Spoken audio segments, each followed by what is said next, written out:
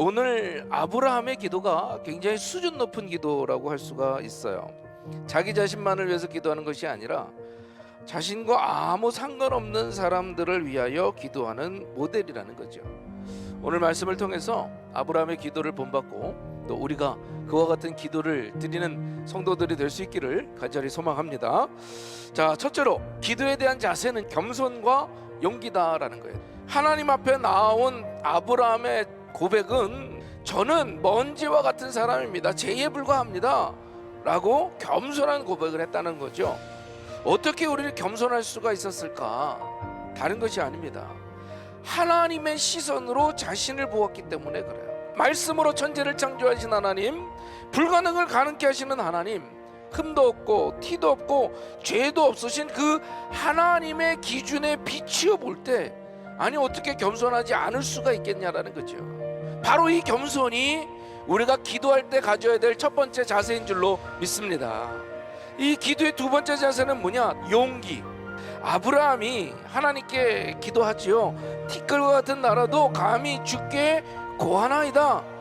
티끌에 불과한 나의 기도를 하나님이 들으신다라는 거죠. 바로 이 진리를 믿는 사람이 감히 용기를 내서 하나님께 기도할 수 있는 줄로 믿습니다. 기도하는 사람이 용기 있는 사람이고 용기 있는 사람이 기도하는 사람이다라는 거예요. 바라기는 우리 금난의 성도님들이 이 겸손과 용기를 가지고 주님 앞에 날마다 기도하며 나아가기를 주님의 이름으로 축원합니다. 두 번째로 기도의 본질은요, 하나님과의 교제이다.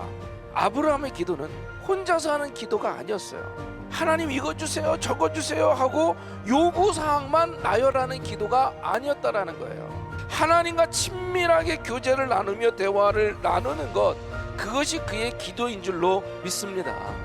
자, 그러면 우리가 이렇게 질문할 수가 있잖아요. 아니, 하나님이 눈에 보이지도 않는데 어떻게 하나님과 교제를 합니까?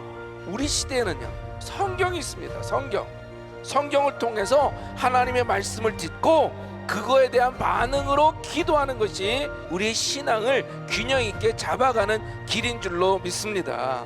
이 하나님과 교제가 없을 때 인생은 나 혼자 있는 것과 같아요. 그러나 말씀과 기도를 통해서 하나님과 깊이 교제할 때 우리의 인생은 나보다 나를 더 사랑하시는 하나님 아버지와 동행하는 의미 있는 여행이 될 줄로 믿습니다. 마지막 세 번째로 기도의 능력은 사람을 살릴 수 있다. 하나님은 아브라함에게 엄청난 약속을 해주십니다. 아브라함에게 복 주신다는 말씀은 18장 1절부터 19구절이나 있어요. 소돔과 고모라를 심판하신다는 얘기는 20절과 21절 2절이에요. 자신을 축복하신다는 19마디보다 죄인들을 심판하신다는 그 두 마디를 듣고 그냥 지나갈 수 없었다라는 거예요. 그래서 아브라함이 그 길을 막고 묻습니다. 하나님, 정녕 그들을 심판하셔야만 합니까?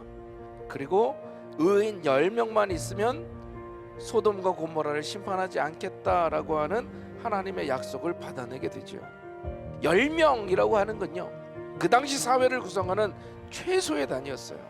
따라서 10명만 있어도 심판하지 않겠다라고 하는 약속은 만약 의인 10명이 없으면 사회 전체는 심판받고 의로운 사람은 개인 단위로 구원하시겠다라고 하는 이런 약속이에요. 그 약속을 하나님은 그대로 이행하시죠. 소돔과 고모라는 다 불타버립니다. 그리고 그 안에서 그나마 의롭게 살았던 롯과 그의 가족들은 살려주시는 거예요. 우리의 기도가 사람을 살릴 수 있는 줄로 믿습니다. 아니, 우리의 기도로 사람을 살려야 할 줄로 믿습니다. 바로 그 기도를 통해서 하나님은 영혼을 살리시고 사회를 살리시고 나라를 살리시게 될 줄로 믿습니다. 바라기는 이 사람을 살리는 기도를 하는 금난의 성도님들이 될 수 있기를 주님의 이름으로 축원합니다.